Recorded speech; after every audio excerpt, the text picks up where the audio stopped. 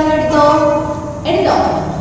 എടുക്കുക. Text book എടുത്തതിന് ശേഷം പേജ് നമ്പർ 11 എടുക്കുക. നല്ലൊരു കഥയാണ് കേട്ടോ, ഒരു സ്റ്റോറിയാണ് കേട്ടോ. ഒരു ക്രിട്ടിക്കൽ തിങ്കിങ്, അതായത് നിങ്ങൾക്ക് പെട്ടെന്ന് ചിന്തിക്കാനുള്ള കഴിവ് എങ്ങനെ ഉണ്ടാക്കാം എന്നൊക്കെ റിലേറ്റ് ചെയ്തിട്ടുള്ള ഒരു പാഠമാണ് കേട്ടോ.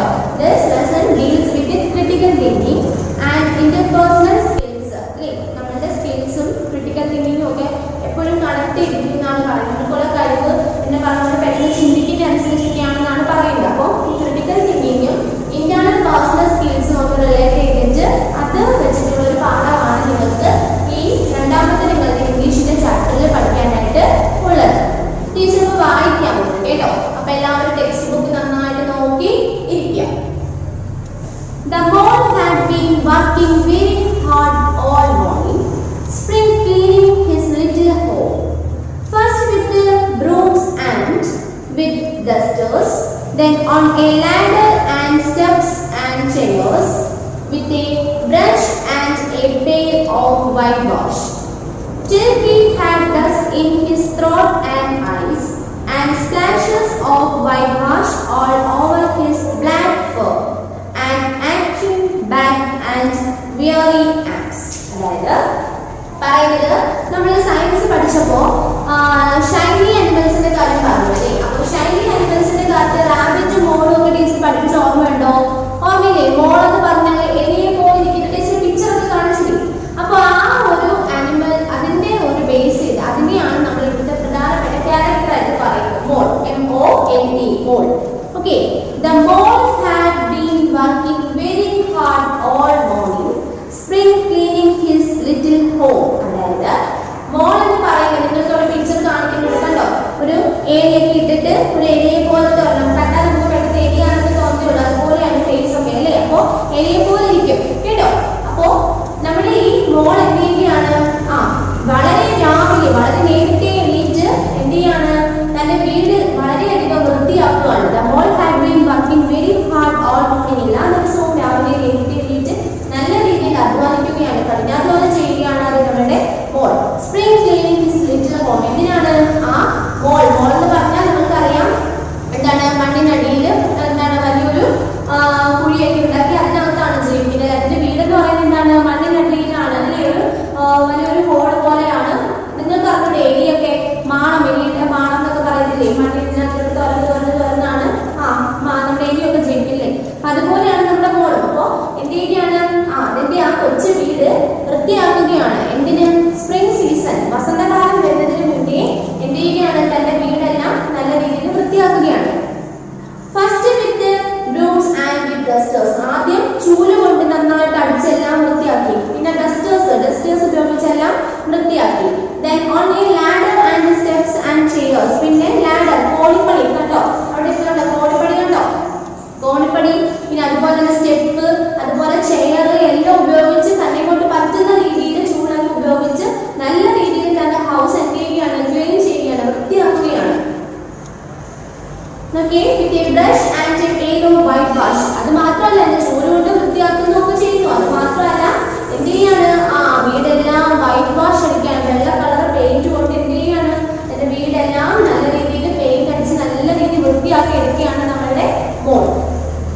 Till he had dust in his throat and eyes and splashes of whitewash all over his black fur, and action back and weary ants. Weary, W-E-A-R-Y. weary എന്ന് പറഞ്ഞാൽ എന്താണ്? ടയേർഡ്, അതായത് ക്ഷീണിക്കുക. നമ്മൾ ഒരുപാട് ജോലിയൊക്കെ ചെയ്ത് കഴിയുമ്പോൾ നമുക്ക് എന്ത് ചെയ്യും? സ്വാഭാവികമായിട്ടും ക്ഷീണമൊക്കെ നമുക്ക് അനുഭവപ്പെടും അല്ലെ. തളർച്ചയും ക്ഷീണമൊക്കെ അനുഭവപ്പെടും. അപ്പോൾ നമ്മുടെ ഈ മോള് രാവിലെ തൊട്ട് എണീറ്റ് ഇങ്ങനെ ജോലി ചെയ്യുകയാണ് അല്ലേ. നിങ്ങൾക്ക് അവിടെ കാണാം സ്പ്രിംഗ് ക്ലീനിങ് എന്ന് പറഞ്ഞാൽ cleaning the house before spring അല്ലേ. അതായത് വസന്തകാലം വരുന്നതിന് മുന്നേ ആണ് എന്ത് ചെയ്യുന്നത്? മോള് തന്റെ വീടെല്ലാം വൃത്തിയാക്കുന്നത്. ദെൻ അവിടെ പറയുന്നത് ഇങ്ങനെ വൈറ്റ് വാഷ് പെയിന്റ് ഒക്കെ അടിച്ച് ചൂലുകൊണ്ടൊക്കെ അടിച്ച് വൃത്തിയാക്കി എല്ലാം കഴിഞ്ഞപ്പോഴേക്കും സ്വാഭാവികമായിട്ടും നമ്മുടെ മോള് വളരെയധികം ടയേർഡ്, വളരെയധികം ക്ഷീണിതരായി അല്ലേ. നോക്കിയേ, in his throat and eyes and splashes of whitewash all over his black fur. അതായത് തന്റെ കണ്ണിലും തൊണ്ടയിലും ഒക്കെ പൊടിയൊക്കെ കയറി ഭയങ്കര അസ്വസ്ഥത, കണ്ണിലൊക്കെ പൊടി വീഴുകയും ചുമയൊക്കെ വരികയൊക്കെ ചെയ്യുന്നു. അത് മാത്രമല്ല ഈ വൈറ്റ് വാഷ് അടിക്കുമ്പോൾ ആ പെയിന്റിന്റെ ചെറിയ ചെറിയ തുള്ളി വന്ന് എന്ത് ചെയ്യും? തന്റെ ആ കറുത്ത രോമത്തിൽ കണ്ടോ, മോളിന്റെ ബോഡി എന്ന് പറയുന്നത് ബ്ലാക്ക് കളറാണ്, ചെറിയ രോമങ്ങളൊക്കെ ഉണ്ട്. അപ്പൊ ആ രോമങ്ങളിലൊക്കെ ഈ പെയിന്റ് വന്ന് വീഴുകയൊക്കെ ചെയ്തു. എന്തുമായാലും നമ്മളുടെ മോൾ എന്താണ്, വളരെയധികം ക്ഷീണിച്ചു പോയി. ഓക്കെ, അപ്പൊ ആ പാരഗ്രാഫ് മനസ്സിലായോ? ഒന്നുകൂടെ പറയട്ടെ, നോക്കൂ. The mole had been working very hard all morning, spring cleaning his little home. First with the brooms, then with dusters, then on a ladder and steps and chairs, with a brush and a pail of whitewash, till he had dust in his throat and eyes, and splashes of whitewash all over his black fur, and acting back and weary hands. അല്ലേ, നമ്മുടെ വസന്തകാലം വരുന്നതിന് മുന്നേ നമ്മുടെ മോൾ തന്നെ വീട് ചൂലും ഡസ്റ്റേഴ്സും ഒക്കെ ഉപയോഗിച്ച് അടിച്ചൊക്കെ വാരി പിന്നെ വൈറ്റ് വാഷ് ഒക്കെ അടിച്ച് വളരെയധികം മനോഹരമാക്കുകയാണ്. അങ്ങനെ ചെയ്ത് കുറെ കഴിഞ്ഞപ്പോഴേക്ക് തന്റെ തൊണ്ടയ്ക്കും കണ്ണിലും ഒക്കെ പൊടിയൊക്കെ കയറി ഭയങ്കര പ്രശ്നങ്ങളൊക്കെ ആയി. തന്റെ ദേഹത്ത് ഈ പെയിന്റ് വന്ന് വീണു. അങ്ങനെ മൊത്തത്തിൽ എന്തുകൊണ്ടും നമ്മുടെ മോൾ ഒരുപാടങ്ങ് ക്ഷീണിച്ചു. അത്രയാണ് അവിടെ പറഞ്ഞത്. ഇവിടെ സൈഡിൽ നിങ്ങൾക്ക് ഓരോന്റെ മീനിങ് തന്നിട്ടുണ്ട് കണ്ടോ. ഫസ്റ്റ് പറഞ്ഞിരിക്കുന്നത് സ്പ്രിംഗ് ക്ലീനിങ് ആണ് അല്ലേ. സ്പ്രിംഗ് ക്ലീനിങ്ങിന്റെ മീനിങ് എന്താണ്? Cleaning the house before spring. Spring season വരുന്നതിന് മുന്നേ എന്ത് ചെയ്യുക, വീടെല്ലാം വൃത്തിയാക്കുക. പിന്നെ പറഞ്ഞത് whitewash, make something brighter by painting it with white paint അല്ലേ. അതായത് നമ്മളത് വൈറ്റ് പെയിന്റ്, വെള്ള കളറിലെ പെയിന്റ് ഉപയോഗിച്ച് കുറച്ചും കൂടെ നല്ല രീതിയിൽ എന്താക്കുന്നു, ബ്രൈറ്റ് കളർ കൂട്ടി അല്ലെങ്കിൽ വീടിന്റെ ഭംഗി എന്ത് ചെയ്യുന്നു, കൂട്ടുന്നു. Then weary means tired, ക്ഷീണിക്കുക അല്ലെങ്കിൽ തളർച്ച തോന്നുക എന്നൊക്കെയാണ് നമ്മൾ ടയേർഡിന്റെ മീനിങ്. ഇത്രയും മനസ്സിലായോ? ഡൗട്ട് ഒന്നും ഇല്ലല്ലോ. അടുത്ത് പഠിക്കാം നമുക്ക്. നോക്കി അടുത്ത പേജ് എടുത്തേക്ക്, പേജ് നമ്പർ 12, പേജ് നമ്പർ 12 നോക്കിക്കേ. Spring was in the air. It was penetrating even his dark and lovely little house with its spirit. It was small wonder then that he suddenly flung down his brush on the floor and bolted out of the house without even waiting to put on his coat. Okay, അവിടെ പറഞ്ഞിരിക്കുന്നത് എന്താണ്? At last the spring was in the air.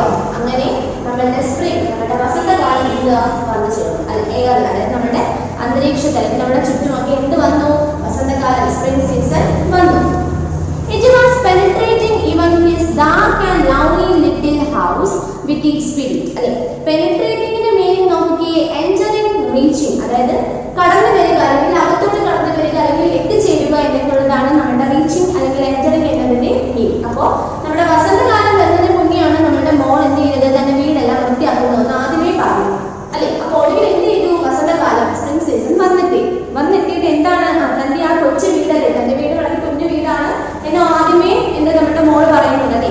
അപ്പോ തന്റെ ആ കുഞ്ഞു വീട്ടിലോട്ട് എന്ത് ചെയ്തു, ഈ ചുറ്റും വന്ന ഈ സ്പ്രിംഗ് എന്ത് ചെയ്തു, തന്റെ വീടിനുള്ളിലോട്ട് കയറി വന്നു.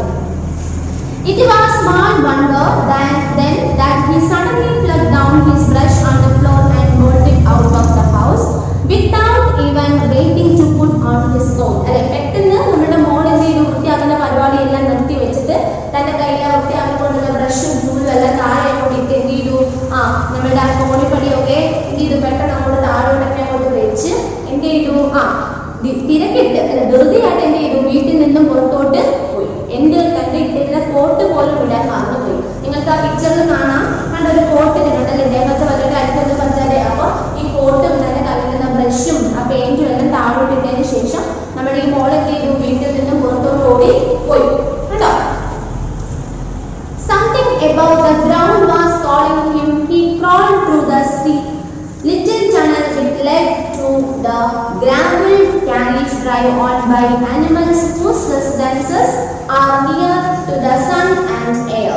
അതായത് something about the ground was calling him അല്ലെ, തന്റെ വീടിന്റെ നിലത്ത് തന്റെ വീടെന്ന് പറയുമ്പോൾ നമുക്കറിയാം ആണമാണല്ലോ, മണ്ണിനടിയിലാണല്ലോ. അപ്പൊ അതിന് മുകളിൽ നിന്നുകൊണ്ട് എന്തോ തങ്ങളെ വിളിക്കുന്നത് പോലെ ആർക്ക് തോന്നി, മോളിന് തോന്നി. He crawled through the steep little tunnel which led to the gravel carriage drive on by animals whose residences are nearer to the sun and air. അല്ലെ, ഗ്രാമം എന്ന് പറഞ്ഞാൽ റെന്റഡ് എന്നാണ് മീനിങ്. റെന്റഡ് എന്ന് പറഞ്ഞാൽ എന്താണ്, വാടകയ്ക്ക് അല്ലെങ്കിൽ വിലയ്ക്ക് വാങ്ങുന്നു എന്നൊക്കെയുള്ളതാണ് മീനിങ്. ഓക്കെ, അപ്പോ he crawled through the steep little tunnel. steep little tunnel എന്ന് പറഞ്ഞാൽ വളരെ ഇടുങ്ങിയ, നമുക്കറിയാം മണ്ണിനടിയിൽ ഒരു പാളം ഉണ്ടാക്കി ജീവിക്കുന്നു എന്ന് പറയുമ്പോൾ അതിനകത്ത്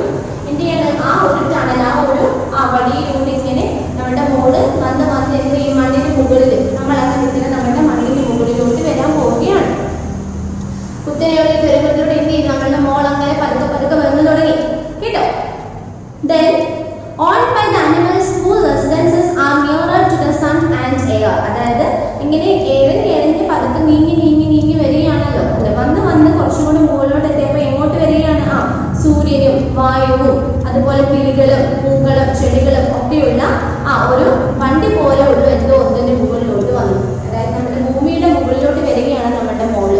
കണ്ടോ, നമ്മുടെ മോൾ എന്ത് ചെയ്യുകയാണ്? താഴെ മണ്ണിനടിയിൽ നിന്നും അതിന്റെ പലതും നിരങ്ങി ഭൂമി നമ്മൾ നിൽക്കുന്ന എവിടെയാണ്? നമ്മുടെ മണ്ണിന് മുകളിൽ, നമ്മുടെ ഭൂമിയിലാണല്ലേ. അപ്പൊ അങ്ങോട്ട് വരികയാണ് ആര്? നമ്മുടെ മോൾ.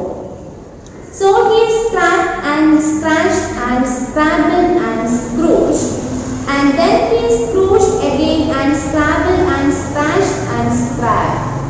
നല്ല രസമുണ്ട് വായിക്കാൻ, അല്ലയോ? Okay. So he scratched and scratched and scrabbled and scrooged, and then he scrooged again and scrabbled and scratched and scrabbed, working his little paws and muttering to himself, up we go till at last fall.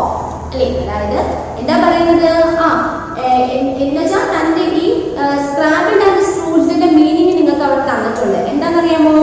Move the hands and feet in A hurried way to find or do something. അതായത് ധൃതി പിടിച്ചിട്ട് നമ്മുടെ കൈയും കാലും ഒക്കെ ഉപയോഗിച്ചുകൊണ്ട് എന്ത് ചെയ്യുവാണ്? ആ കൈയും കാലും ഒക്കെ ഉപയോഗിച്ചുകൊണ്ട് മാന്തി മുകളിലോട്ട് വരികയാണ്. അതായത് നമുക്ക് തന്നെ അറിയാം, നമ്മൾ എവിടെയെങ്കിലും കുഴിയിലെങ്ങാനും വീണാൽ നമ്മൾ അതിന് മുകളിലോട്ട് വരാൻ വേണ്ടി നമ്മുടെ കൈയും കാലും ഒക്കെ ഉപയോഗിച്ച് ആവുന്ന പണിയെല്ലാം നോക്കും, അല്ലെ? നേരെ മുകളിലോട്ട് വരാനായിട്ടല്ലേ. അപ്പൊ അതുപോലെ നമ്മുടെ ഈ മോൾ എന്ത് ചെയ്യാണ്? ഈ ഒരു ടണലിൽ നിന്നുകൊണ്ട്, ഈ ഒരു തുരങ്കത്തിൽ നിന്നുകൊണ്ട് ഇങ്ങനെ മുകളിലോട്ട് ഈ സൂര്യനും ചെടികളും പൂക്കളും പക്ഷികളും ഒക്കെയുള്ള ഈ ഒരു മുകളിലോട്ട് വരാൻ വേണ്ടിയിട്ട് ഈ ടണലിലൂടെ തന്റെ കൊച്ചു കൈയും തന്റെ കൊച്ചു കാലും ഒക്കെ ഉപയോഗിച്ചുകൊണ്ട് ആവുന്ന പണി മൊത്തം നോക്കി ഇങ്ങനെ മാന്തി മുകളിലോട്ട് വരികയാണ്. അതാണ് പറയുന്നത് സ്ക്രാബിൾഡ് ആൻഡ് സ്ക്രൂജ്ഡ്. അല്ലെ? കൈകൊണ്ട് മാന്തി കാല് കൊണ്ട് ഇങ്ങനെ അമുക്കിയൊക്കെ തന്നെ കൊണ്ട് പറ്റുന്ന രീതിയിലൊക്കെ എന്ത് ചെയ്യണം? നമ്മുടെ ഈ മോള് പാവം എന്ത് ചെയ്യണം? മുകളിലോട്ട് വരാൻ ശ്രമിക്കുകയാണ്. up we go till at last fall. അല്ലെ? അല്ലാതെ എന്തായാലും തന്റെ കൈയും കാലും ഒക്കെ ഉപയോഗിച്ച് മുകളിലോട്ട് വന്ന് അവസാനം നമ്മളുടെ ഈ മോൾ എവിടെ വന്നു? നമ്മളുടെ ഈ മുകളിൽ, അല്ലെ? അതായത് ആനിമൽസും ബേർഡ്സും സണ്ണും എയറും ഒക്കെ ഉള്ള ഈ ഒരു മുകളിലോട്ട് വന്നെത്തി. His snout came out into the sunlight and he found himself rolling in the warm grass of a great meadow. അല്ലെ? meadow എന്ന് പറഞ്ഞാൽ പുൽമേട്, അല്ലെ? MEADOW. നിങ്ങൾക്ക് അവിടെ മീനിങ് തന്നിട്ടുണ്ട്. ഫീൽഡ്, പുൽമേട്, അല്ലെ? പച്ച പുല്ലൊക്കെ വിരിച്ച നമ്മുടെ ഈ ഒരു മുകൾ, നമ്മുടെ ഈ ഒരു മണ്ണിന് മുകളിലൊക്കെ നമുക്കറിയാം ഒരുപാട് മണ്ണിലാണ് ചെടി വിളിക്കുന്നത്, അല്ലേ? അപ്പോ ഇങ്ങനെ നമ്മുടെ മോൾ എന്തായാലും കൈയും കാലും ഉപയോഗിച്ച് ഈ ഒരു ടണലിലൂടെ പിടിച്ച് അവസാനം അറ്റ്ലാസ്റ്റ് എവിടെ വന്നു? ഈ മുകളിൽ. അതായത് എങ്ങനെ? സൂര്യപ്രകാശവും പക്ഷികളും പൂക്കളും എയറും പുൽമേടും ഒക്കെയുള്ള ഈ ഒരു ഭാഗത്തോട്ട് വന്നു. നിങ്ങൾക്ക് ആ പിക്ചർ നോക്കുമ്പോൾ കാണാൻ പറ്റും. നമ്മളുടെ മോള് കണ്ടോ? നമ്മുടെ മൂക്ക് എന്താണ്? മൂക്കും കൈയൊക്കെ ഇങ്ങനെ മുകളിലോട്ട് ഭൂമിയുടെ മുകളിലോട്ട് വെച്ചിട്ട് ഇങ്ങനെ നോക്കുകയാണ്. കണ്ടോ? His snout came out into the sunlight. അവസാനം എന്തായാലും നമ്മളുടെ ഈ മോളിന്റെ മൂക്കും തലയും എല്ലാം മുകളിലോട്ട് എന്തോ സൂര്യപ്രകാശം കാണുന്ന ഭാഗത്തോട്ട് വന്നു. And he found himself rolling in the warm grass of a great meadow. അവസാനം എന്ത് ചെയ്തു? മുഴുവനായിട്ട് ഇങ്ങനെ മുകളിലോട്ട് വന്ന് ആ പുൽമേടിൽ നിന്ന് സന്തോഷം കൊണ്ട് എന്താണ്? കളിക്കുകയാണ് നമ്മുടെ ആര്? ഈ മോള്. കണ്ടോ? അതായത് ഇത്രയുള്ള കഥയെന്ന് പറഞ്ഞിട്ട് ഇത്രയും നേരം പറഞ്ഞ കഥ എന്ന് വെച്ചാല് നമ്മുടെ മോള് ഈ നമ്മളുടെ സ്പ്രിംഗ് സീസൺ വരുന്നതിന് മുന്നേ തന്റെ വീട്, തന്റെ കുഞ്ഞു വീട്, അല്ലെ? മണ്ണിനടിയിലുള്ള തന്റെ കുഞ്ഞു വീട് ചൂലൊക്കെ ഉപയോഗിച്ച് വൃത്തിയാക്കി വൈറ്റ് പെയിലൊക്കെ അടിച്ചു നല്ല വൃത്തിയാക്കി വെച്ചു. അങ്ങനെ പെട്ടെന്ന് നമ്മുടെ സ്പ്രിംഗ് സീസൺ എത്തിച്ചേർന്നപ്പോഴേക്കും താൻ ചെയ്തുകൊണ്ട ജോലി, ചൂലും മറ്റു കാര്യങ്ങളെല്ലാം തറയിലിട്ട് തന്റെ കോട്ട് വരെ മറന്നുപോയി എന്ത് ചെയ്തു? വീടിന്റെ പുറത്തോട്ട് ഓടുകയാണ്. ഓടുന്നെന്ന് പറഞ്ഞാൽ മണ്ണിനടിയിലുള്ള വീട്ടിൽ നിന്നും നമ്മുടെ ഭൂമിയിലോട്ട് സൂര്യപ്രകാശവും എയറും അതുപോലെ പ്ലാന്റ്സും ഒക്കെ ബേർഡ്സും ഒക്കെയുള്ള നമ്മുടെ ഭൂമിയുടെ മുകളിലോട്ട് വരാൻ വേണ്ടി പോവുകയാണ് മോള്. അങ്ങനെ എന്റെ വീട്ടിൽ നിന്നും എന്താണ് മുകളിലോട്ട് വരുന്ന വഴിയിലുള്ള ഒരു ചാനലാണ്, ഒരു തുരങ്കമാണ്, അല്ലെ? ഒരു ചെറിയൊരു വഴിയാണ്. ഇതിലൂടെ തന്റെ കൊച്ചു കൈയും തന്റെ കൊച്ചു കാലും ഒക്കെ ഉപയോഗിച്ച് ആവുന്ന പണിയൊക്കെ നോക്കി എന്ത് ചെയ്തു? അവസാനം എന്ത് ചെയ്തു? മണ്ണിന്റെ മുകളിലോട്ട് സൂര്യപ്രകാശം കാണുന്ന ആ ഭാഗത്തോട്ട് തന്നെ തലയൊക്കെ ആദ്യം വന്നതിന് ശേഷം മുഴുവനായിട്ട് എന്ത് ചെയ്തു? മോള് മുകളിലോട്ട് വന്ന് ആ പുൽമേട്, അല്ലെ? ആ പച്ച പുല്ലൊക്കെ ഉള്ള പുൽമേട്ടിൽ കിടന്ന് അങ്ങോട്ടും ഇങ്ങോട്ടും എന്ത് ചെയ്യാണ്? ഉരുണ്ട് കളിക്കുകയാണ്. സന്തോഷം കൊണ്ട് മുകളിൽ വന്നല്ലോ എന്നുള്ള സന്തോഷം കൊണ്ട് ഇങ്ങനെ ആർമിച്ച് കളിക്കുകയാണ്. കണ്ടോ? അതാണ് നിങ്ങൾക്ക് ആ പിക്ചറിൽ തന്നിട്ടുള്ളത്. കണ്ടോ എല്ലാവരും? ഓക്കെ. അപ്പൊ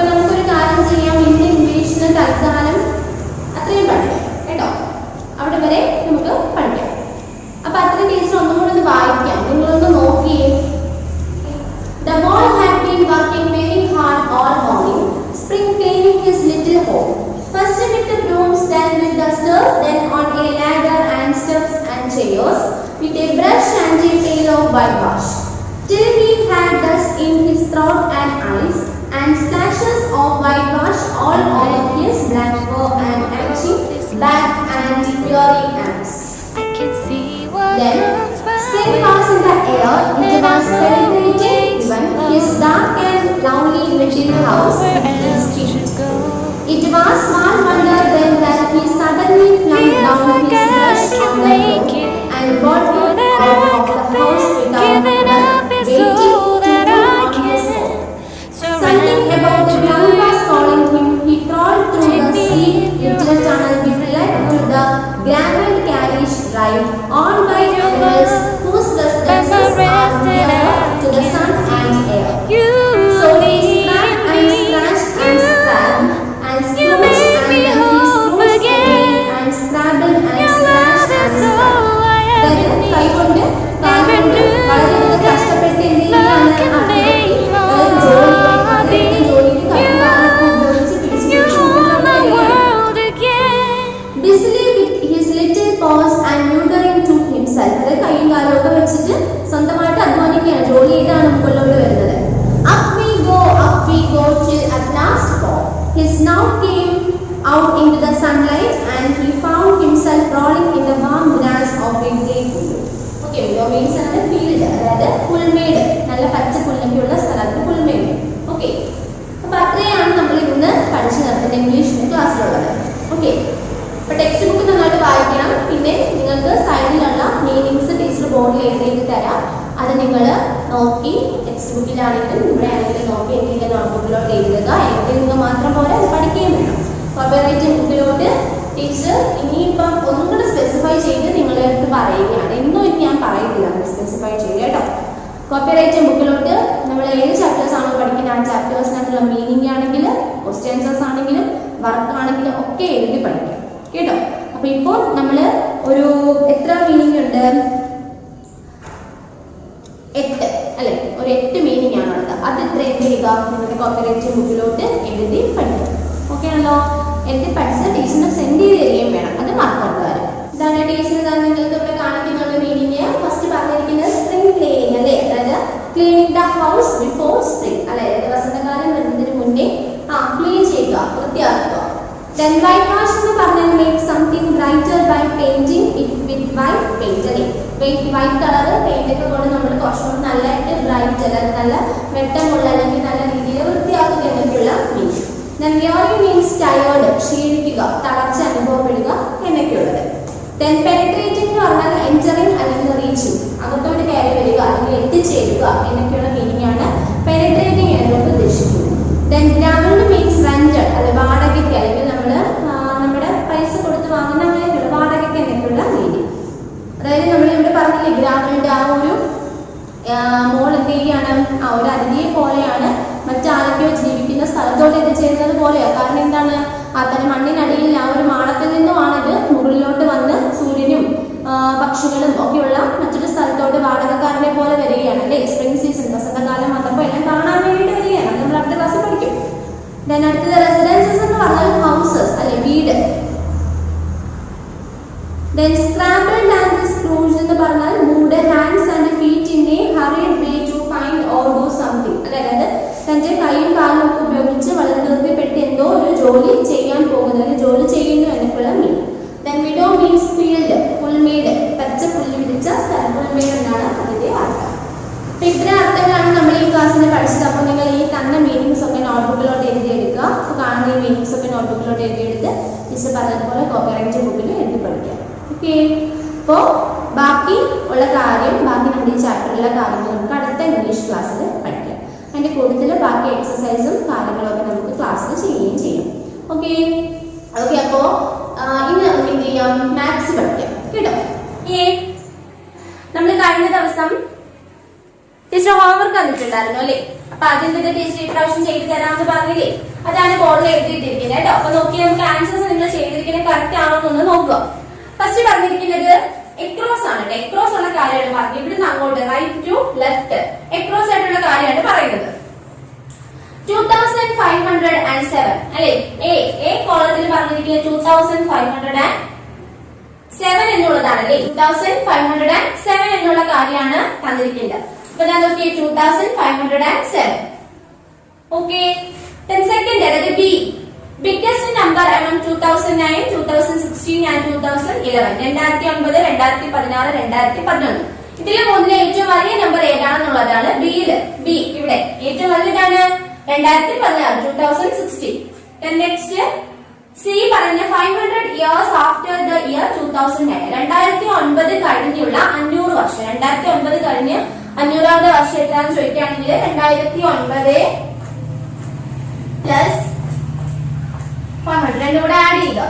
9 plus 0 9 0 plus 0 0 0 plus 5 5 then 2 അതുപോലെ 2509. അപ്പൊ അത് രണ്ട് സി ഇവിടെ 2509. ഓക്കെ. അടുത്തത് പറയുന്നത് ഡി. ഡി എന്ന് പറയുന്നത് ഡി ഇവിടെ D. Smallest numbers using the digits 4 7 9 3 4 7 9 3 ഇവ ഉപയോഗിച്ച് നിങ്ങൾക്ക് എന്താണ് ബിൽഡ് ചെയ്യാൻ പറ്റുന്ന ഏറ്റവും ചെറിയ നമ്പർ ഏതാണ്? അപ്പോൾ തന്നിരിക്കുന്ന ഏറ്റവും ചെറിയ 3 ആണ്. പിന്നെ 4 7 9 ആൻസർ 3479 കണ്ടോ ഡിക്കകത്ത്. ദെൻ ഇ പറയുന്നത് 9000 പ്ലസ് 700 പ്ലസ് 40 പ്ലസ് 3 ഇത് മൂന്നും കൂടെ ആഡ് ചെയ്യുമ്പോൾ കിട്ടുന്ന ആൻസർ ഏതാണ്? നമുക്ക് എളുപ്പം നമ്മൾ എക്സ്പാൻഡ് ഫോം ഒക്കെ പഠിച്ചുകൊണ്ട് എളുപ്പമാണ്. അത് എവിടെയാണ്? ഇക്കകത്താണോ? ഇ രണ്ട് കണ്ടോ 9743 9743. Then E കഴിഞ്ഞു. Then F കേട്ടോ. F ഇതാണ് ഇവിടെ F എന്താണ്? Largest number using the digits 5826 5 8 2 6 ഇവ ഉപയോഗിച്ച് ചെയ്യാൻ പറ്റും നിർമ്മിക്കാവുന്ന ഏറ്റവും വലിയ നമ്പർ ഏതാണെന്ന്. അപ്പൊ തന്നിരിക്കുന്ന ഏറ്റവും വലുത് 8 ആണ്. അപ്പോ എന്ത് ചെയ്യുക? ആദ്യം 8 എഴുതുക. 8652 8652. Then അത് കഴിഞ്ഞിട്ട് പറഞ്ഞ ജി നമ്പർ ആഫ്റ്റർ 6118 അല്ലെ 6180 കഴിഞ്ഞു വരുന്ന തൊട്ടടുത്ത നമ്പർ ഏതാണ്? 6181 6181. ഓക്കെ. കറക്റ്റ് ആണോ? ഇത്രയും ചെയ്ത് നിങ്ങൾ ടെക്സ്റ്റ് ബുക്കിൽ നോക്കണം ചെയ്തത്. ലാസ്റ്റ് പറയുന്നത് പ്ലേസ് വാല്യൂ 7 in 7834 7834 എന്നുള്ള 4 ഡിജിറ്റ് നമ്പറിൽ 7ന്റെ പ്ലേസ് വാല്യൂ ഏതാണെന്നാണ് ചോദിക്കുന്നത്. 7ന്റെ പ്ലേസ് വാല്യൂ 1000 ആണ്. അപ്പോ 7000 ആണ്. 7000. ഓക്കെ. കണ്ടോ? ഇതിങ്ങനെയായിരുന്നോ നിങ്ങൾക്കെല്ലാം നിങ്ങൾ നിങ്ങളുടെ ടെക്സ്റ്റ് ബുക്കിൽ ചെയ്തിട്ടുണ്ടായിരുന്നത്? ആയിരുന്നോ? അപ്പോ അത് നിങ്ങൾ ചെയ്ത് ശരിയാണോ എന്ന് നോക്കാൻ ക്ലൂ നോക്കിക്കാൻ. അപ്പുറത്തെ സൈഡിൽ ക്ലൂ തന്നിട്ടുണ്ട്. ടോപ്പ് ടു ബോട്ടം അല്ലെ, മുകളിൽ നിന്നും താഴോട്ട്. ഫസ്റ്റ് പറഞ്ഞിരിക്കുന്നത് I 20 more than 30 20 more than 30 അല്ലെ എത്രയാണ്? 50 അല്ലെ 50. Then numbers in increasing order. Jail പറയുന്ന നമ്പർ ഇൻ ഇൻക്രീസിംഗ് ഓർഡർ. മുകളിന് താഴോട്ട് വരുന്നതോറും നമ്പർ കൂടി കൂടി വരും അല്ലെ 0 1 2 3 4 5 6 7 അല്ലയോ. Then അടുത്തത് പറഞ്ഞിരിക്കുന്നത് കെ ആണ്. കെ ഇവിടെ എന്താണ്? Number in decreasing order. മുകളിൽ നിന്ന് താഴോട്ട് വരുന്നതോറും നമ്പർ കുഞ്ഞായി വരും, ചെറുതായി വരും. ശരിയല്ലേ? 7 6 5 4 3 2 1 0. Then largest 2 digit number എല്ലിനാണ് പറയുന്നത് അല്ലേ. ഇവിടെ ലാർജസ്റ്റ് 2 digit number 9 എന്ന് പറഞ്ഞാൽ 99 അല്ലേ. ഏറ്റവും വലിയ രണ്ടക്ക സംഖ്യയാണ് 99 അല്ലേ. Largest 2 digit number. Then number of tens in 800 അല്ലേ. നമുക്ക് തന്നിരിക്കുന്നത് അതായത് ഏതാണ്? എം എന്ന് പറഞ്ഞതാണ് ഇവിടെ 80 എന്ന് പറഞ്ഞ എന്താണ്? 80 അല്ലേ. 80 into 10 എന്ന് പറഞ്ഞ എത്രയാണ്? 800 അല്ലെ. 80 into 10 എന്ന് പറഞ്ഞാൽ 800 ആണ് അല്ലയോ. ശരിയല്ലയോ? Then smallest 2 digit number എന്നിനകത്ത് അല്ലേ. സ്മോളസ്റ്റ് 2 digit number 10 ഏറ്റവും ചെറിയ രണ്ടക്ക സംഖ്യയാണ് 10 അല്ലയോ. അപ്പൊ നിങ്ങളത് ചെയ്തിരിക്കുന്നതെല്ലാം കറക്റ്റ് ആണോ എന്ന് ചെക്ക് ചെയ്യുക. ചെക്ക് ചെയ്തിട്ട് എന്തെങ്കിലും മിസ്റ്റേക്ക് ഉണ്ടെങ്കിൽ അത് പെൻസിൽ കൊണ്ട് തിരുത്തിയേക്കാം കേട്ടോ. ഓക്കെ. പിന്നെ ബാക്കി നമുക്ക് എന്ത് ചെയ്യാം? പഠിച്ചു തുടങ്ങാം. അപ്പോൾ നോട്ട്ബുക്കും ടെക്സ്റ്റ് ബുക്കും ഒക്കെ മാത്സിന് എടുത്ത് വെക്കുക. Page number 99 page number 99 page number 99 എടുക്കുക കേട്ടോ. അപ്പോ നമ്മൾ കഴിഞ്ഞ ക്ലാസ്സിൽ പ്ലേസ് വാല്യൂ 5 ഡിജിറ്റ് നമ്പേഴ്സിന്റെ പഠിച്ചല്ലേ അല്ലേ. പ്ലേസ് വാല്യൂ 5 ഡിജിറ്റ് നമ്പേഴ്സ് നമ്മൾ കഴിഞ്ഞ ക്ലാസ്സിൽ പഠിച്ചു. 5 ഡിജിറ്റ് നമ്പേഴ്സിനെ നമുക്ക് 2 പീരീഡ്സ് ആയിട്ട് ഡിവൈഡ് ചെയ്യാം. വൺസിന്റെ പീരീഡ് ആയിട്ട്, തൗസൻഡ്സിന്റെ പീരീഡ് ആയിട്ട് അല്ലയോ. വൺസിന്റെ പീരീഡിനകത്ത് വൺസ്, ടെൻസ്, ഹൺഡ്രഡ്സും, തൗസൻഡ്സിന്റെ പീരീഡിനകത്ത് തൗസൻഡ്സും 10,000s ആണെന്ന് നമുക്ക് പഠിച്ചു. പിന്നെ നമ്മൾ അവിടെ expanded form of 5 digit numbers നമ്മൾ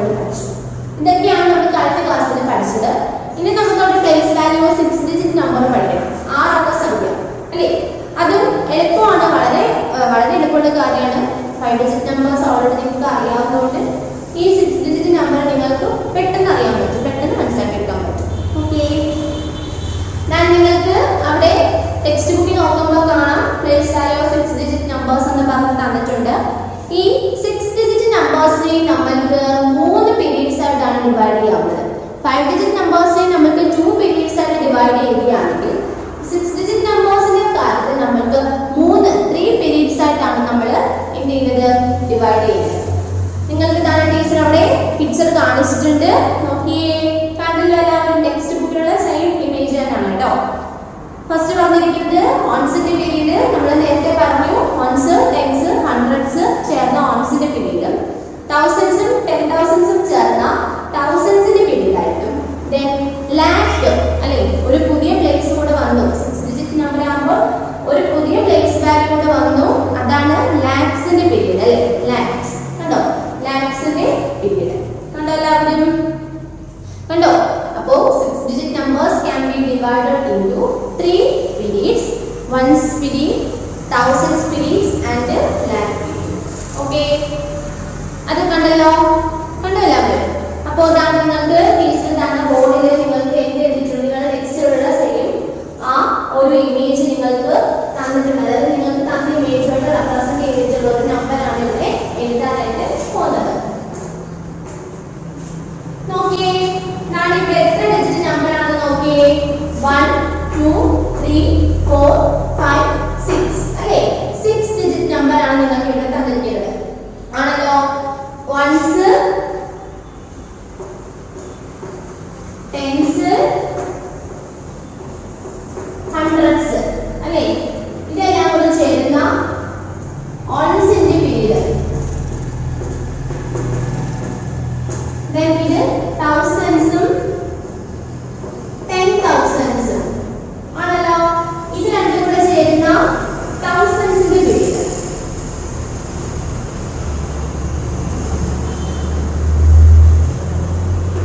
ഇനി ഞാൻ ഇവിടെ എന്താണ്, ലാക്ക് അല്ലേ, ones, tens, hundreds, thousands, 10,000s, lakhs അല്ലേ, ലാക്സിന്റെ പീരീഡ്. അതെന്താണ്, ലാക്സിന്റെ പീരീഡ് ആയിട്ട് തന്നെ നമ്മൾ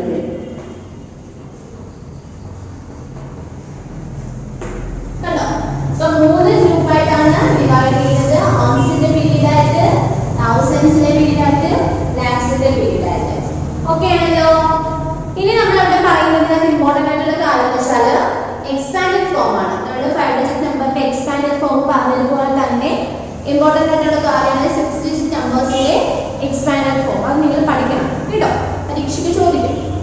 നോക്കി, നമുക്ക് ഈ തന്നിട്ടുള്ളത് തന്നെ എക്സ്പാൻഡഡ് ഫോം നോക്കാം. നോക്കുമ്പോ ഈ എക്സ്പാൻഡഡ് ഫോം എഴുതാം, എക്സ്പാൻഡഡ് ഫോം. ഓക്കെ, അത് നമ്മൾ ഇവിടെ നോക്കുക, ഇവിടെ 5 ആണല്ലേ, 5 എന്ന് പറഞ്ഞ ഏതിന്റെ പ്ലേസ് വാല്യൂ ആണ്, ones, tens, hundreds, thousands, 10,000s, lakh അല്ലേ. അപ്പോൾ ലാക്കിന്റെ അടുത്ത് 5 ആണുള്ളത്.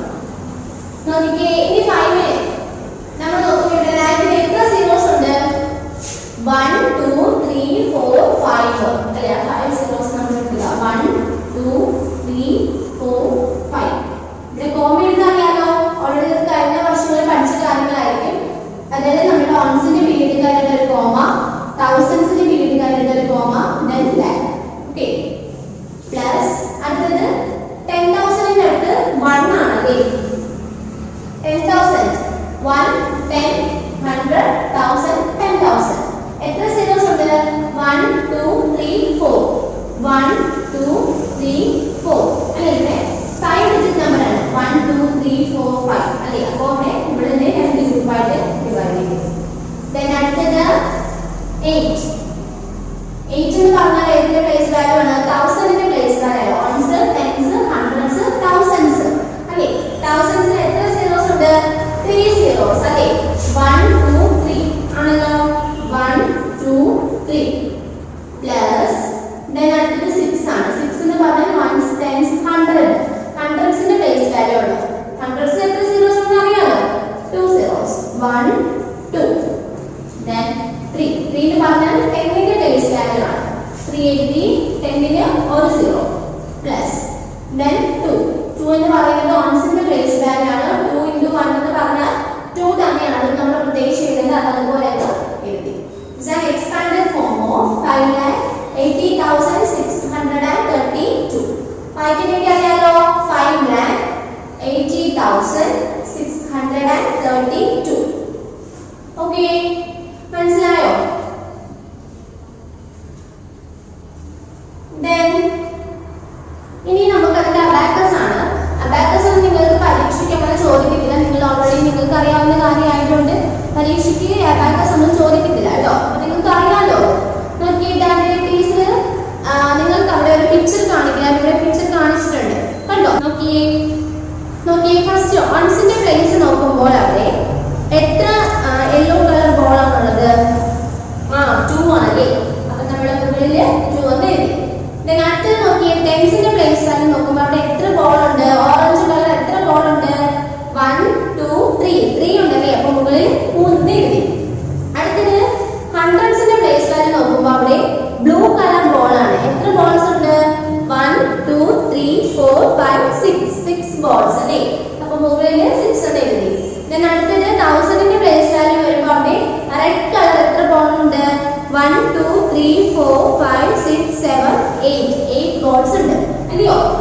അടുത്തത് നോക്കുമ്പോൾ 10,000ന്റെ പ്ലേസിലാണ്. അവിടെ വയലറ്റ് കളറിൽ ഒരു ബോളേ ഉള്ളൂ. അതുകൊണ്ട് അവിടെ എന്ത് എഴുതി? 1 എന്ന് എഴുതി. അടുത്തത് ലാക്സിന്റെ പ്ലേസ് വാല്യൂ അല്ലെ. ലാക്സിന്റെ എടുത്ത് നോക്കുമ്പോൾ ഗ്രീൻ കളർ എത്ര ബോൾ ഉണ്ട്? 1 2 3 4 5 ബോൾസ് ഉണ്ട് അല്ലേ.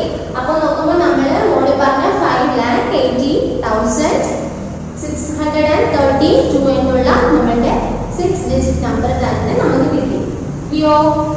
കിട്ടിയോ? എക്സ്പാൻഡ് ഫോം ടീച്ചർ ഒന്നുകൂടെ ഒരെണ്ണം കാണിച്ചു തരാം. അത് പരീക്ഷയ്ക്ക് ചോദിക്കും കേട്ടോ. അപ്പൊ അത് ഇനി ടീച്ചർ ബോർഡിൽ എഴുതിയിട്ട് എക്സ്പാൻഡ് ഫോം നിങ്ങൾ നോട്ട്ബുക്കിലോട്ട് എഴുതി എടുക്കണം. മുകളിൽ പ്ലേസ് എന്താ 6 digit number expand form 6 digit number നിങ്ങൾ ഹെഡിങ് എഴുതിയിട്ട് അത് നിങ്ങൾ എഴുതി എടുക്കുക കേട്ടോ. നോക്കാം. ബോർഡിലോട്ട് 3,22,751 എന്നുള്ള 6 ഡിജിറ്റ് നമ്പർ ആണ് ഉള്ളത്. ഇത് എക്സ്പാൻഡ് ഫോം ആണ് എഴുതാൻ പോകുന്നത്. Expand form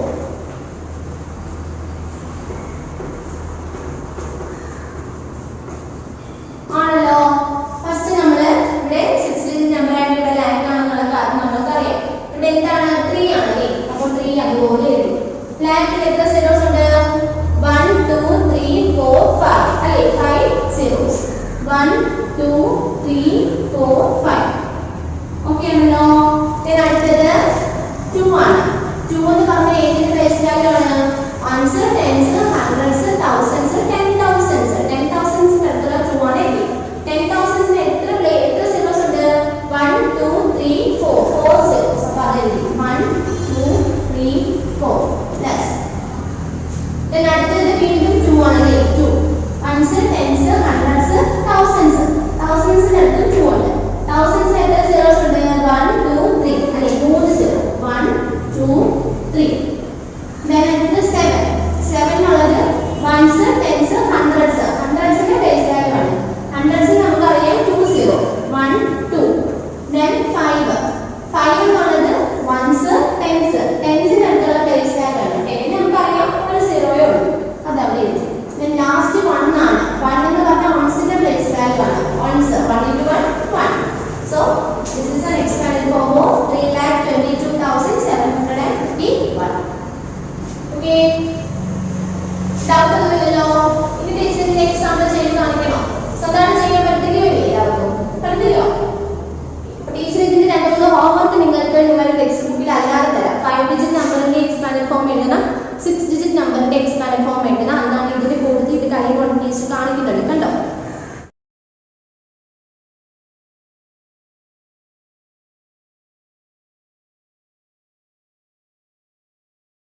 കണ്ടെല്ലാവരും. അതായത് 5 ഡിജിറ്റ് നമ്പറിന്റെയും 6 ഡിജിറ്റ് നമ്പറിന്റെയും കൂടെ മിക്സഡ് ആയിട്ടുള്ള റിക്കോർഡ് നമ്പർ ആണ് നിങ്ങൾക്ക് തന്നിരിക്കുന്നത്. അത് ഇതിന്റെ ഓരോന്നിന്റെയും എക്സ്പാൻഡഡ് ഫോം നിങ്ങൾ എഴുതി ടീച്ചറിന് അയച്ചു തരാം. നോട്ട്ബുക്കിൽ എഴുതി ടീച്ചറിന് അയച്ചു തരാം. ഓക്കെ, കേട്ടോ? ചെയ്തു നോക്കുക. ഡൗട്ട് ഉള്ളത് ടീച്ചറിനെ വിളിച്ച് ചോദിക്കാം. ഓക്കെ ദെൻ അതായത് നിങ്ങളുടെ ടെക്സ്റ്റ് ബുക്കിൽ പേജ് നമ്പർ 100 കണ്ടോ? അവിടെ നമ്മൾ ഹോംവർക്ക് കുറച്ച് നിങ്ങൾ ഹോംവർക്ക് ചെയ്തതാണ്. ഇനി ഇതിനകത്ത് നിങ്ങൾക്ക് പരീക്ഷയ്ക്ക് ചോദിക്കുന്ന ഹോംവർക്കുകൾ ടീച്ചറിന് കൊടുത്തു തരും. അത് നിങ്ങൾ ചെയ്ത് തന്നാൽ മതി. എല്ലാം കൂടെ പഠിക്കൊന്നും വേണ്ട കേട്ടോ. ഓക്കെ ദെൻ അടുത്ത പേജ് എടുത്ത് ഇനി page number 102, page number 102, page number 102, page number 102. അവിടെ നോക്കിയേ, ഹൂ ആം ഐ. നിങ്ങൾക്ക് തിങ്ക് ചെയ്യാൻ, നിങ്ങൾക്ക് ആലോചിക്കാനായിട്ടുള്ള ഒരു ക്വസ്റ്റ്യൻ ആണ് തന്നിരിക്കുന്നത്. എത്ര പേര് ഉത്തരം പറയുന്നത് കേൾക്കണേ. നോക്കിയേ, I am a 5 digit number. ഞാൻ ഒരു 5 അക്ക സംഖ്യയാണ്. ഞാൻ 5 അല്ലെ 5 ഡിജിറ്റ് നമ്പർ ആണ്. If all my digits are same. ഈ എന്റെ 5 ഡിജിറ്റ് നമ്പർ ആണ്, ഞാൻ 5 ഡിജിറ്റ് നമ്പർ ആണ്. പക്ഷേ അതിലുള്ള എല്ലാ നമ്പേഴ്സും സെയിം ആണ്, ഏതോ ഒരേപോലത്തുള്ള നമ്പറാണ്. The sum of all the 5 digits R 40. എന്നെ ഈ 5 എന്നെ കൂടെ കൂട്ടുമ്പോൾ 40 എന്ന് ഉത്തരം കിട്ടും. അപ്പൊ അതേതാണ് സംഖ്യ എന്ന് ആലോചിച്ച് നോക്കിയേ. ഓർമ്മയുണ്ടോ? നിങ്ങൾക്ക് മനസ്സിലായോ? എനിക്ക് നിങ്ങൾ തിങ്ക് ചെയ്യണമെന്നാണ് പറഞ്ഞത്. എന്തായിരിക്കും ആൻസർ? 5 ഡിജിറ്റ് നമ്പർ ആണെന്ന് പറഞ്ഞു അല്ലേ? ഓക്കെ 5 ഡിജിറ്റ് നമ്പർ ആണെന്ന് പറഞ്ഞു. ഇതിനകത്തുള്ളത് എല്ലാം ഒരേ നമ്പറാണ്. ഈ എല്ലാ നമ്പറുടെ കൂട്ടുമ്പോൾ നിങ്ങൾക്ക് 40 ഉത്തരവും കിട്ടും. അപ്പൊ എന്തായിരിക്കും സംഖ്യ? എന്തായിരിക്കും സംഖ്യ? എന്തായിരിക്കും? പറഞ്ഞ എന്തായിരിക്കും സംഖ്യ? ഓക്കെ 8 8 8 8 8. എത്ര 8 ഉണ്ട്? 1 2 3 4 5 അല്ലേ? നമുക്ക് ഇത് എന്ത് പറയാം? 88,888 എന്ന് പറയാം. It's A 5 digit number. Correct അല്ലേ ടീച്ചർ പറഞ്ഞത്? നിങ്ങൾ ഇത് കൂട്ടിയേ. അതായത് 8 പ്ലസ് 8 പ്ലസ് 8 പ്ലസ് 8 പ്ലസ് 8. ഒന്ന് കൂട്ടിക്കേ. എല്ലാവരും ഒന്ന് കൂട്ടിയായിട്ടൊന്ന് കൂട്ടിക്കേ. എത്ര ആൻസർ കിട്ടുന്നത്? 8 plus 8 plus 8 plus 8 plus 8 equal to 14. So നമ്മളോട് ചോദിച്ചിരിക്കുന്നത് എന്താണ്? അത് ഏത് സംഖ്യയാണെന്നാണ് ചോദിക്കുന്നത്. So I am a 8. ഞാനൊരു 8 ആണല്ലേ? ഞാൻ 8 ആണ്. 5 വട്ടം എന്നെ കൂട്ടി എത്ര? 8 ന് 5 വട്ടം നമ്മൾ കൂട്ടുകയാണെങ്കിൽ നമുക്ക് ആൻസർ 14 എന്ന് കിട്ടും കേട്ടോ. അപ്പൊ അതോടെ ഫിൽ ചെയ്യുക കേട്ടോ. ഓക്കെ അടുത്ത നോക്കിയേ, പറയുന്നത് കമ്പാരിസൺ ഓഫ് നമ്പേഴ്സ്. കമ്പാരിസൺ എന്ന് പറഞ്ഞാൽ എന്താണ്? രണ്ട് നമ്പേഴ്സ് തരുന്നതിന് അതിന് താരതമ്യം ചെയ്ത് പറയാനായിട്ട്. Okay in order to compare two numbers we adopt the following rules. രണ്ട് നമ്പേഴ്സ് തന്നിട്ട് നീ കമ്പയർ ചെയ്യാൻ പറയുകയാണെങ്കിൽ താഴെ പറയുന്ന ഓരോ റൂൾസും നമ്മൾ എന്ത് ചെയ്യുക?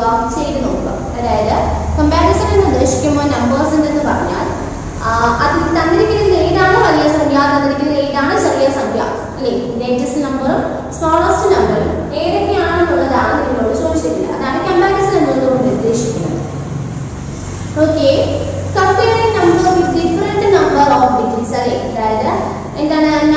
രണ്ട് നമ്പേഴ്സ് ഡിഫറെന്റ് ആയിട്ടുള്ള രണ്ട് നമ്പേഴ്സ് തരികയാണ് അല്ലേ? ഒരു 5 ഡിജിറ്റ് നമ്പറും ഒരു 4 ഡിജിറ്റ് നമ്പറും നിങ്ങൾക്ക് തരികയാണ്. ആ തന്നിട്ടുള്ളതിൽ ഏറ്റവും വലിയ സംഖ്യയുള്ളത് ഏതാണെന്ന് നമുക്ക് പെട്ടെന്ന് ഒന്നും ചെയ്ത് നോക്കണ്ട, കണ്ടുപിടിക്കാൻ എളുപ്പമാണ് അല്ലേ? എപ്പോഴും ഡിജിറ്റ് എത്ര കൂടുന്നോ അതനുസരിച്ച് നമ്പറും എന്ത് ചെയ്യും? കൂടും അല്ലേ? ഓക്കെ രണ്ട് നമ്പർ തന്നിട്ടുണ്ട് അല്ലേ? ഈ രണ്ട് നമ്പേഴ്സ് നോക്കിയേ. 1 2 3 4 5. It's a 5 digit number. Then 1 2 3 4. It's a 4 digit number. ആണല്ലോ? 5 digit number. It's a 5 digit number. The 4 digit number. അയ്യോ 4 digit 5 digit ആണ്. ഈ രണ്ട് നമ്പർ തന്നാൽ ഇതിനകത്ത് ഏറ്റവും വലിയ നമ്പർ ആണെന്ന് പെട്ടെന്ന് കണ്ടുപിടിച്ചൂടെ? 4 digit നമ്പറിനേക്കാളും വലുതാണ് 5 digit നമ്പർ അല്ലേ? അതായത് ഇവിടെ ഏറ്റവും വലുതെന്ന് പറഞ്ഞാൽ 95,346 എന്നുള്ള നമ്പർ തന്നെയാണ് അല്ലേ? കാരണം ഇതൊരു 5 digit നമ്പറാണ്. ഇതെന്ന് പറഞ്ഞാൽ ഒരു 4 digit നമ്പറാണ്. ഒരു നമ്പർ കൂടെ അധികം നമ്മുടെ ഇതിനാണ് അല്ലേ? അതുകൊണ്ട് ഇവിടെ നമുക്ക് പെട്ടെന്ന് നോക്കുമ്പോൾ അറിയാൻ പറ്റും 95,346 എന്ന് പറയുന്ന 5 digit നമ്പറാണ് ഈ 4 digit നമ്പറിനേക്കാളും വലുത് അല്ലയോ? അപ്പോ ഇങ്ങനെ രണ്ട് നമ്പർ, ഒരു 5 ഡിജിറ്റും ഒരു 4 ഡിജിറ്റും അല്ലെങ്കിൽ ഒരു 3 ഡിജിറ്റും ഒരു 4 ഡിജിറ്റും അങ്ങനെയൊക്കെ തരുമ്പോൾ പെട്ടെന്ന് നിങ്ങൾക്ക് ഇത് ഇങ്ങനെ നമ്പർ എഴുതി നിങ്ങൾക്ക് എന്ത് ചെയ്യാൻ പറ്റും? അതിനകത്ത് ഏറ്റവും വലിയ നമ്പർ ഏതാണെന്ന് കണ്ടുപിടിക്കാനായിട്ട് പറ്റില്ലയോ? അതാണ് അവിടെ ആദ്യം പറഞ്ഞത്. The number with the greater number of digits is greater. അല്ലെ? തന്നിരിക്കുന്ന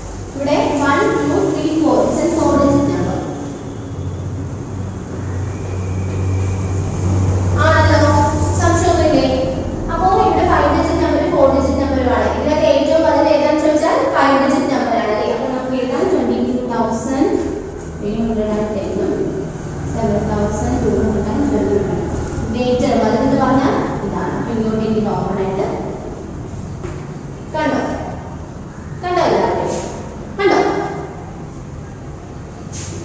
അടുത്തത് പറയുന്നത് comparing number with the same number of digits. ഇനി രണ്ടും ഒരുപോലത്തെ ഡിജിറ്റ് നമ്പറാണ്, രണ്ട് 5 ഡിജിറ്റ് നമ്പറാണ് വരുന്നത്, അല്ലെങ്കിൽ രണ്ട് 4 ഡിജിറ്റ് നമ്പറാണ് വരുന്നത്, അല്ലെങ്കിൽ രണ്ട് 3 ഡിജിറ്റ് നമ്പറാണ് വരുന്നത്. അങ്ങനെയുള്ളപ്പോൾ നമുക്ക് ഇങ്ങനെ എന്ത് ഡിജിറ്റ് വെച്ചിട്ട് ഏതാ വരുന്നത് കണ്ടുപിടിക്കാൻ പറ്റില്ല അല്ലെ. അപ്പൊ എന്ത് ചെയ്യാൻ നോക്കാം. ഓക്കെ, ഇവിടെ നോക്കുമ്പോൾ 1 2 3 4 5 ഇതൊരു 5 ഡിജിറ്റ് നമ്പറാണ് അല്ലേ. മോളോട് ഇതൊരു 5 ഡിജിറ്റ് നമ്പറാണ്. ഇവിടെ നോക്കിയേ 1 2 3 4 5 ഇതും എന്താണ് ഒരു 5 ഡിജിറ്റ് നമ്പറാണ്. രണ്ട് 5 അക്ക സംഖ്യ 5 ഡിജിറ്റ് നമ്പറാണ് ആണല്ലോ. അപ്പൊ ഇത് നമ്മൾ എന്തായാലും ചെയ്യാം. നമ്മൾ ഇത് ചെയ്യേണ്ടത് വെച്ചാൽ നമ്മുടെ 10,000 അടുത്തുള്ള place value ones tens hundreds thousands 10,000s 10,000 അടുത്തുള്ള പ്ലേസ് വാല്യൂ എത്രയാണ് 7 ആണ് അല്ലേ. അല്ലേ അടുത്ത സംഖ്യ ഇവിടെ നോക്കിയേ ഇവിടെ എന്ത് തന്നെയാണ് 7 തന്നെയാണ് അല്ലയോ. അപ്പം രണ്ടിടത്തും 10,000 പ്ലേസ് വാല്യൂ 7 തന്നെയായിട്ട് വന്നു. നമുക്കൊന്നും ചെയ്യാൻ പറ്റില്ല, കാരണം രണ്ടും ഈക്വൽ ആണ്. ഏതാ വരുന്നത് ഏതാ സ്ഥലത്ത് പറയാൻ പറ്റുമോ? ഇല്ല. സ്വാഭാവികമായിട്ടുള്ള അടുത്ത place value ones tens hundreds thousands thousandsന്റെ പ്ലേസ് വാല്യൂ നോക്കുമ്പോൾ ഇവിടെ 4 ആണ്. അടുത്ത് നോക്കിയേ ഇപ്പുറത്ത് നോക്കുമ്പോൾ അയ്യോ അവിടെയും 4 തന്നെ വന്നേ അല്ലയോ. അതും എന്താണ് രണ്ടിടത്തും ഒരേപോലത്തെ നമ്പർ വന്നു. അവിടേക്കും ഒന്നും ചെയ്യാൻ പറ്റില്ല. അന്നേരം അത് മാറി അടുത്ത പ്ലേസ് വാല്യൂ കിട്ടും. അടുത്തത് ഇവിടെ 5 ആണല്ലേ, 100ന്റെ 5. അടുത്ത നോക്കുമ്പോൾ അവിടെയും 5 തന്നെ വന്നു. രണ്ടും എന്താ വീണ്ടും ഒരുപോലെ വന്നു അല്ലയോ. നമുക്കൊന്നും ചെയ്യാൻ പറ്റുമോ? 3 എണ്ണം ഒരുപോലെ നമ്മുടെ സംഖ്യകൾ അവിടെ ഇവിടെ വന്നു. ഒന്നും ചെയ്യാൻ പറ്റില്ല. രണ്ടിനെക്കാളത്തേക്ക് നോക്കാം. അടുത്ത് നോക്കിയപ്പോൾ ഇവിടെ നമ്മൾ 3 വന്നു. ടെൻസിന്റെ പ്ലേസ് 3 വന്നു. ഇപ്പുറത്ത് നോക്കിയപ്പോഴോ അവിടെ വ്യത്യാസമുണ്ട് അല്ലയോ. ഇവിടെ എത്ര വന്നു? ഇവിടെ 8 ആണ്. 3ഉം 8ഉം 3,8 ഇത് രണ്ടിനും വലുത് ഏതാണെന്ന് എല്ലാവർക്കും അറിയാം. ഏതാ വലുത് രണ്ടിനും? 8 ആണ് അല്ലയോ. 8 ഇല്ലയോ. അപ്പൊ നമുക്ക് എന്ത് ചെയ്യാം? ഇത് നമുക്ക് ആൻസർ ഉണ്ടല്ലോ. ഇവിടെ 3ഉം ഇവിടെ 8ഉം ആണ് വന്നത് അല്ലേ. അങ്ങനെ ആവുമ്പോൾ 3ഉം 8ഉം വെച്ച് നോക്കിയപ്പോൾ നിങ്ങൾ തന്നെ ഇവിടെ പറഞ്ഞു 8 ആണ് വലുത് അല്ലേ. അപ്പൊ എന്തായാലും സ്വാഭാവികമായിട്ടും ഗ്രേറ്റസ്റ്റ് ആയിട്ടുള്ള നമ്പർ ഏതായിരിക്കും? ദിസ് വൺ അല്ലേ. 74,582 എന്നുള്ള ഈ നമ്പറാണ് ഇതിനേക്കാളും നല്ലത്. അപ്പോ 74,536ഉം 74,582 ഈ രണ്ട് നമ്പർ കമ്പയർ ചെയ്തപ്പോൾ നമുക്ക് ആദ്യത്തെ പ്ലേസ് വാല്യൂ ഒരുപോലെ വന്നു, ഈക്വൽ ആയിട്ട് വന്നൊന്നും ചെയ്യാൻ പറ്റില്ല. അത് കഴിഞ്ഞ് നോക്കുമ്പോൾ ഇവിടെ 3ഉം ഇവിടെ 8ഉം ആണ്. 3ഉം 8ഉം തമ്മിൽ കമ്പയർ ചെയ്ത് നോക്കുമ്പോൾ ഏറ്റവും വലുതെന്ന് പറഞ്ഞാൽ 8 ആണ്. സോ നമ്മൾ അതിൽ നിന്നും കണ്ടുപിടിച്ചു 74,582 is greater than 74,536. അതായത് ഇതാണ് വലിയ നമ്പർ. വലിയ നമ്പറിന്റെ അടുത്തോട്ടാണ് നമ്മുടെ സൈൻ എന്താ ഓപ്പൺ ആയിട്ടിരിക്കുന്നത്. അപ്പോൾ ഇത് ഇങ്ങോട്ടേക്ക് ഓപ്പൺ ആയിട്ടിരിക്കും.